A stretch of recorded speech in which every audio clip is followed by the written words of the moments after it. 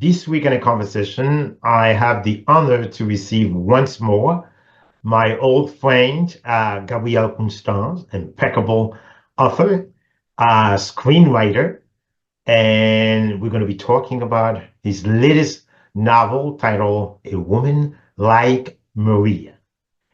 But before we get into this interesting story with impeccable author Gabriel Constant, who's joining me from California, by the way, I'm taking this opportunity also to remind you of my recently published story split into two books, uh, what we call now the Bittersweet Duo, Bittersweet Memories of Last Spring, Book One, and Bittersweet Memories of Last Spring, Book Two. So as you're making that list during the holiday seasons, don't forget to make sure that the duo is included also on your list. Okay. So yeah, interesting conversation with author Gabriel Constant. But before also I do that, I just want to make one. I've never done this before, but I have a group of friends from all over watching the video. But there's a group of friends, childhood also friends. I just want to take this opportunity to say thank you for having been watching the videos. I just want to say hello to Fufun. I just want to say hello to Don Villa. I just want to say hello to all the rest, all the members of the family. So I understand your support, and I'm so thankful, grateful for it, and I'm encouraging you to continue to watch the conversation. Bisous, bisous. Okay, so let's get started with Gabriel Constans.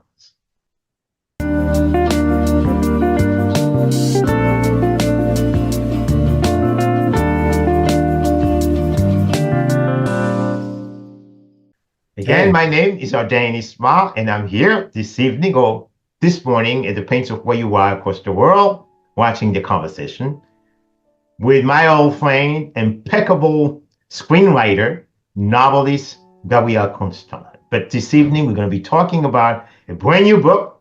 It's just released under the title, A Woman Like Maria. And this is it, everybody. Okay. So, Gabriel, welcome back to the conversation. Thank you. It's always a pleasure, Ardain. It's always good to talk with you about anything. Okay, I know. And I can't remember how many times I have to tell viewers that the conversation was come about because of you. You didn't even realize that. It came about because of you wanting to start it. And it's one of the best interview shows with authors that there is. So, yeah.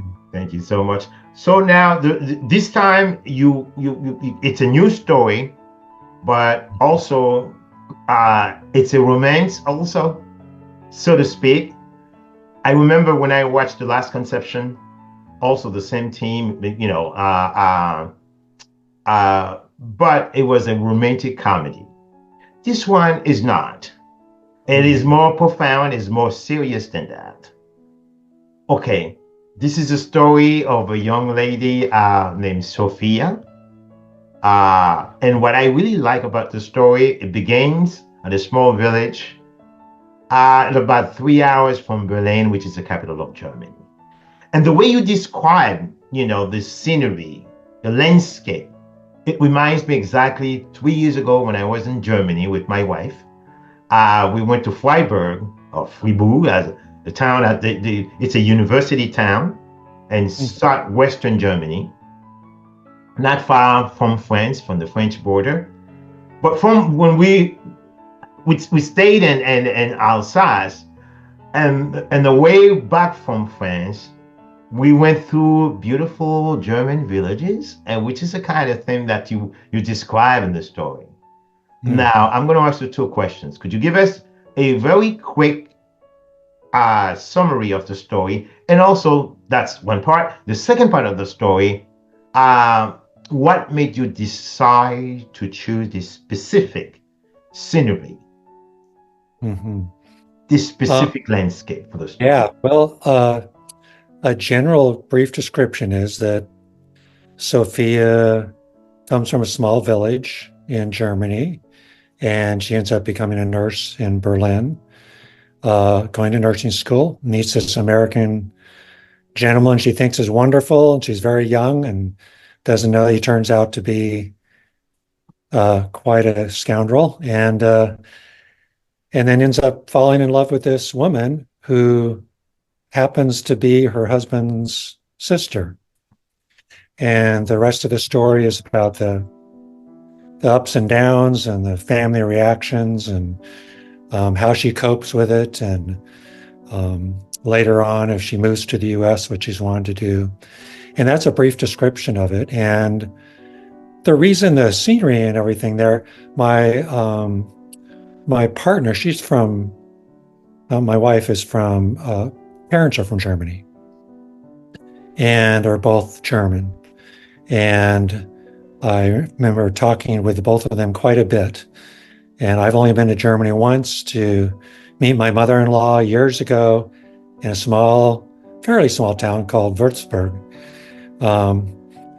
and the village. And the reason I picked this wasn't really because of that. It's because part of this story is based on a real life story of a friend of mine that I used to work with. Okay. And was from a country in Europe. And I changed a lot of the names and the characters and the country. And so that's why I was from there. So it's close to what her life, where she started her life out. So that's how it started out that way. So was that because I could see how she struggled in a relationship with men. She had a first boyfriend, quite older than she is, and somehow, to me, that's the impression I have reading it. She feels that she has to have a boyfriend, but her heart is not really truly in a relationship.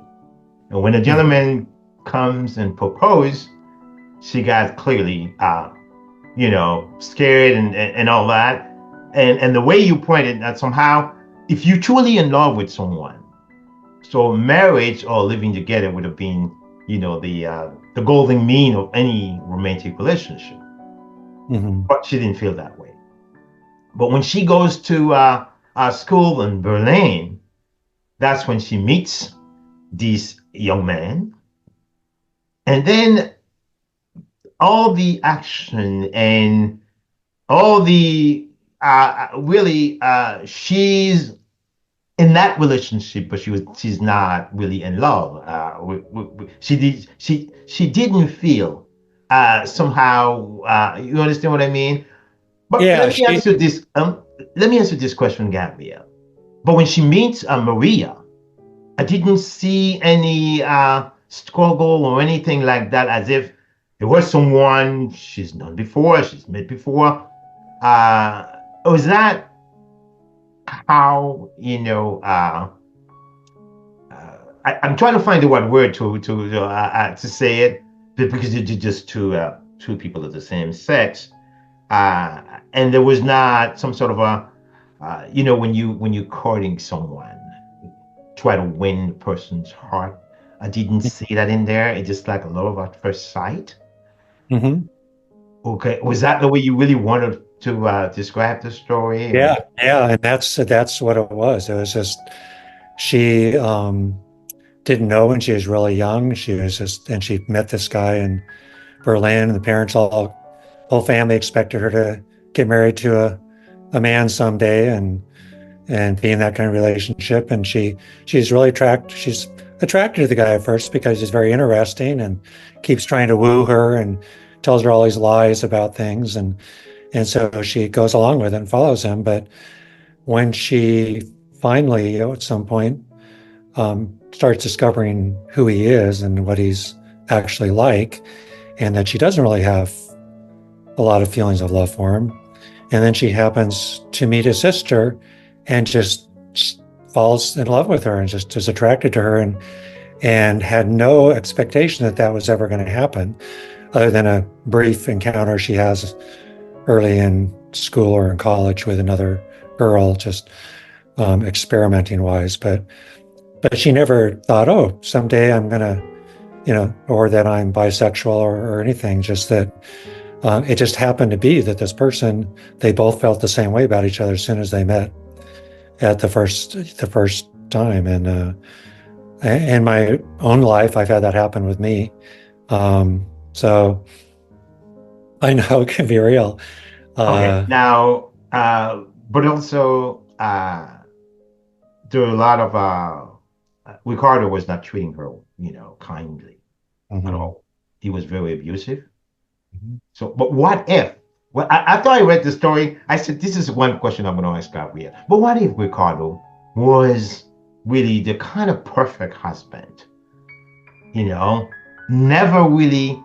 He was just the opposite of the person you describe in the story. Even if he was the perfect husband, and there have been a lot of women who have been with really nice men, really good people, that realized as time went on that they weren't really in love with them, and that they preferred to be in a relationship with another woman of the same sex. So that's happened numerous times, whether a person is really abusive or they're really wonderful.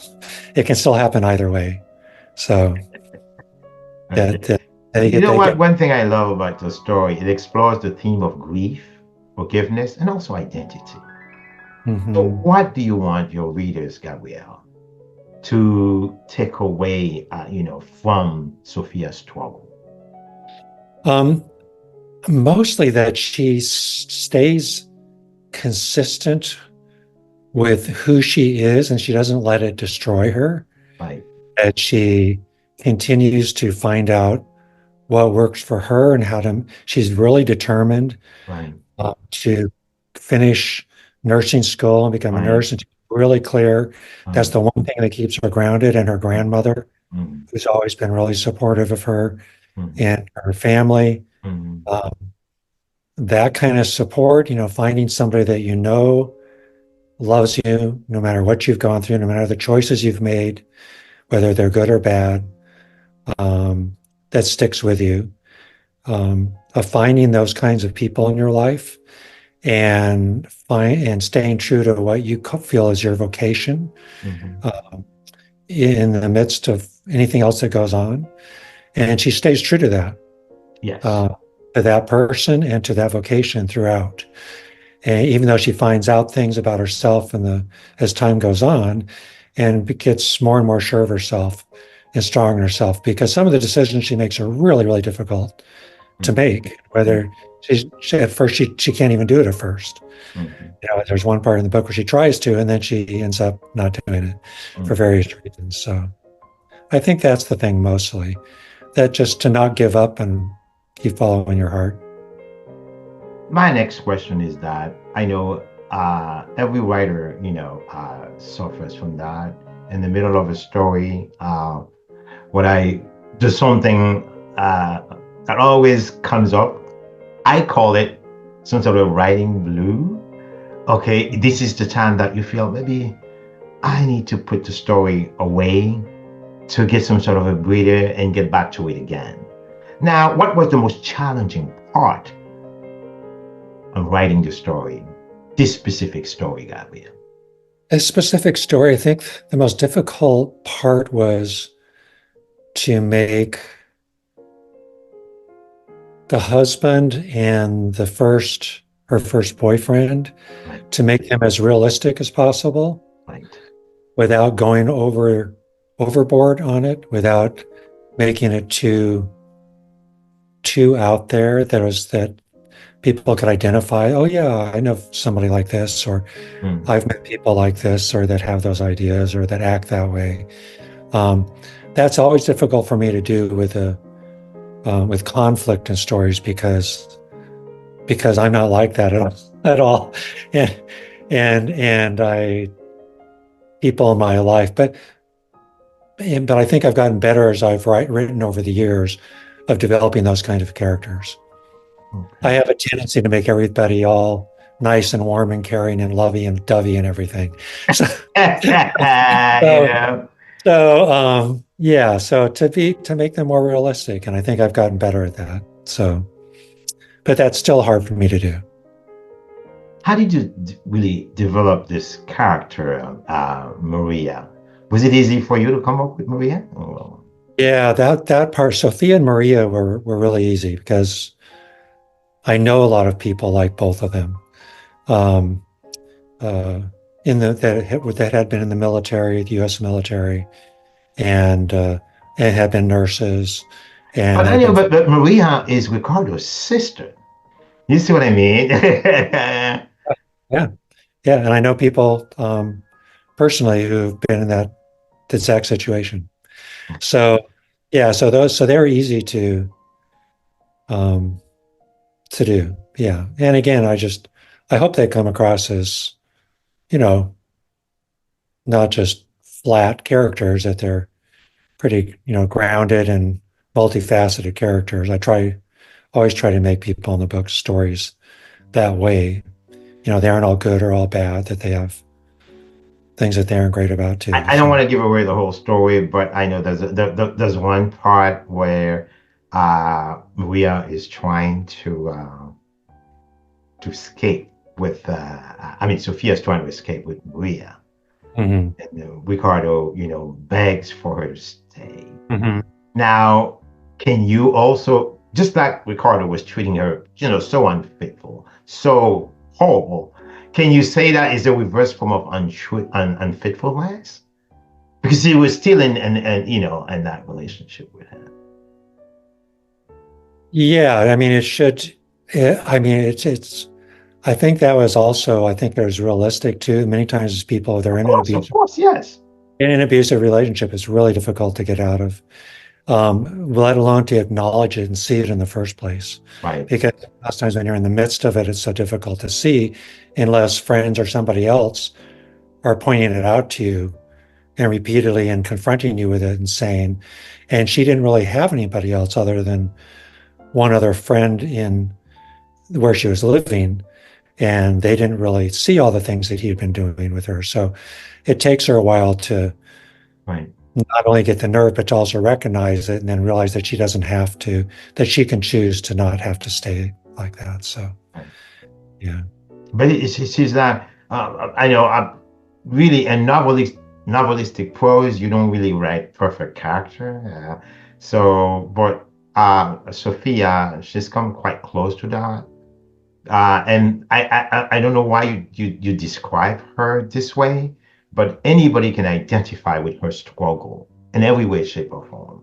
Hmm. She's like someone with a strong character. She's resilient, and also she's hopeful. You know, Hmm. yeah. So was that what you want readers to? Yeah. Yeah, definitely. And there's a lot of sapphic romances out, a lot of books that are mostly romances with happy endings. Um, and this is also, but I also wanted to make it a little different. It's usually, and that's why there's more history about her growing up and getting to the place where she is and having this conflict and not sure she's going to be able to do it. So in some ways, it's very similar, having different erotic parts of it described really clearly, or a lot like a lot of sapphic romances where they have different parts of the book are like that. So that part's the same in that respect. But in some ways, it's different than a lot of the hundreds and hundreds of Right. sapphic romances that are available nowadays. So I try to have a little different and also in some ways the same. But the character of Sophia, yeah, the way you just described it is how I hope she would come across. Okay. Yeah. Okay. So, who is to me my preferred character is Sophia. Who Yeah. is your preferred character in your own story? Yeah. I think she's mine too. Although I really like the grandmother a lot too. Grandmother, the grandma, Yeah. yeah, Yeah. I really grandma. like her a lot too because I love when there's somebody in your life that can see you for who you are and knows what's going on, even if you haven't said anything, Right, right. and doesn't, judge you or, Yeah, yeah. confront you. They'll talk to you and ask you or say something about it. But yeah, I really like that character a lot too. Gabriel, any plan to take this story into a screenplay, just like you did with The Last No, Conception? no. I No? have so many other screenplays and scripts were already Okay. just got produced or in the process Oh. or trying to get done. I don't, yeah, no, no. but, This novel but is let me ask you this now. Any plan for a sequel? no, probably not on this. I think this is just a standalone. Oh, Yeah, I think your books are just excellent as the two that you have right. so far. And I don't know if you're doing a third one or not, but No. they're they're but they're it's a great sequel, first and second book, because and you can read one without the other, Yeah, I'm gonna make some. but it makes the second one even more enjoyable if you already have some background by reading the first one. They're both so good. So yeah. Well, Gabriel, any other novel that you have right now that you plan maybe on releasing next year or something? No, there's no other novel right now that I've it's just screenplays and getting them produced right now. I just sort of wrote this novel while waiting to still working on trying to get these other things done. So Okay. yeah. Okay. Well, how long did it take you to produce this novel? This novel, a couple of years. I started writing a couple of years ago, 5 days ago? Okay. and then I put it away for a while. Okay.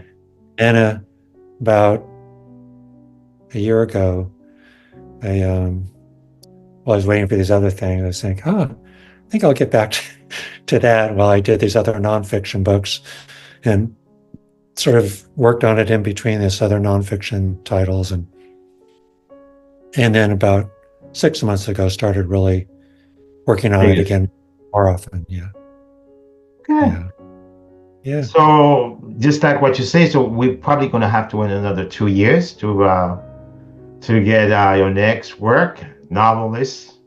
Yeah, yeah. Hopefully there'll be another movie out by next year. Um, but I don't know yet if it'll be done by then. But yeah. And since the last conception, is there any script that has been translated into motion picture? No, no. Not from the last conception, no, but just the another one called Yashodra. Yeah, sure. It's a short, and they just finished filming that about 2 months ago, and it's in post production. They're editing it and Really? doing all the Wow. post production, and it will be probably going to different film festivals all through next year, and then it'll be Is entering that it in from the a cat. different company from or still with Poison Pictures?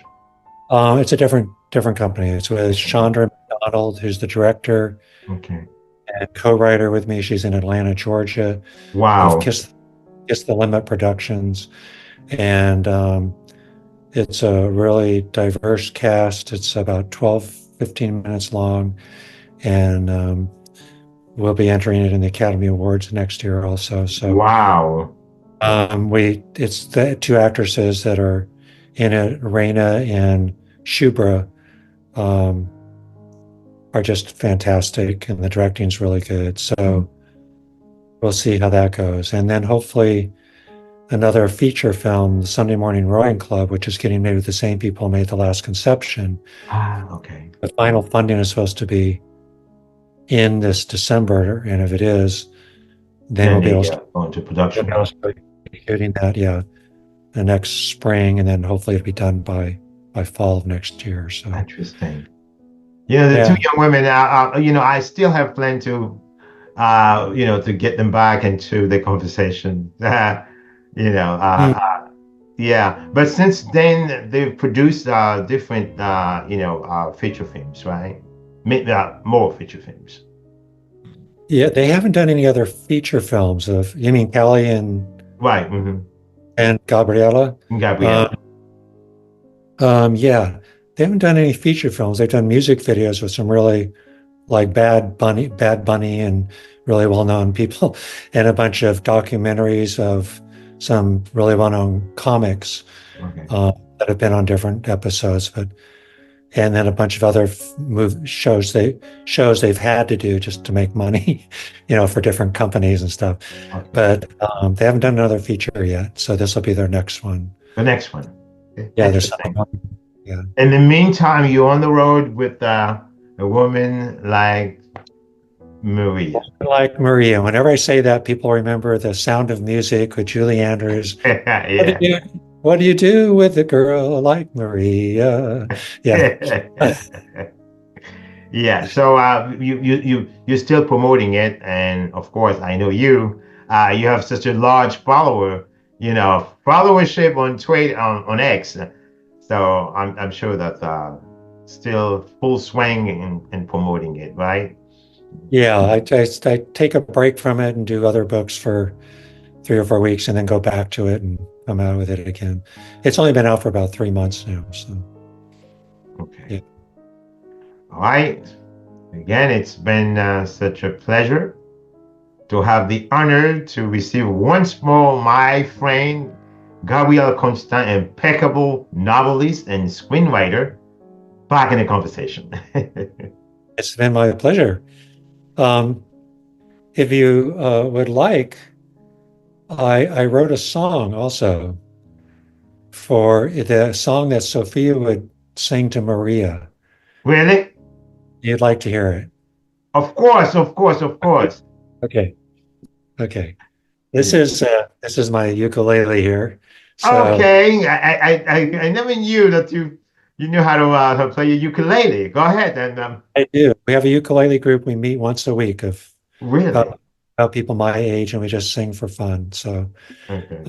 So this is a song I wrote for Sophia singing if she when she first met Maria, perhaps. Okay. So it's called "Free Together." So, Free together. Okay. yeah. All I want to do is to love you. All I want to do is make love with you. Easy for me, it's easy for you. Take it slow, let everything go. You be you, and I'll be me. We're going to be ourselves and let each other free. Your body is my home. We'll never be alone. Your smile is so bright, turns on my love and light. All I want to do is to love you. All I want to do is make love with you. It's easy for me, it's easy for you. Take it slow, let everything go. We'll open our hearts from the very start. There's nothing to hide. Don't keep it inside. I just want to let you know I love you with my soul. There's nothing but love below and above. I love the smile on your face and touching your skin. I'm going to stay with you until the very end. All I want to do is to love you. All I want to do is make love with you. It's easy for me, it's easy for you. Take it slow, let everything go. Take it slow, let everything go. Wow. That's another talent I just discovered from you. You're really a great singer too. I Oh, mean, was that you wrote a poem and then you just turned it into yeah. a Yeah, it's song? the first song I ever wrote. And Really? I worked on it for quite a while, and it's not that great, but it was fun. Yeah, that's interesting. Yeah, Yeah, interesting. So again, thank you for coming and sharing your latest work with viewers in the conversation, Gabriel. my pleasure. And thank you for asking me back again.